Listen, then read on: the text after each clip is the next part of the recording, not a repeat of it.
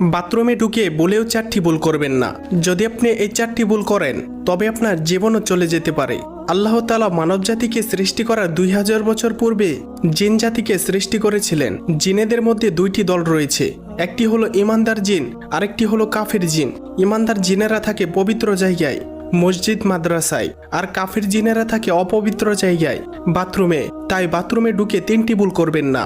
সেই 3টি ভুল কি তা জানার আগে আপনি যদি মুসলিম হয়ে থাকেন তাহলে ভিডিওটিতে একটি লাইক এবং চ্যানেলটি সাবস্ক্রাইব করুন এবং আপনার সুন্দর নামটি কমেন্টে লিখে যান। নাম্বার 1, বাথরুমে ঢোকার পূর্বে দোয়া পাঠ করুন।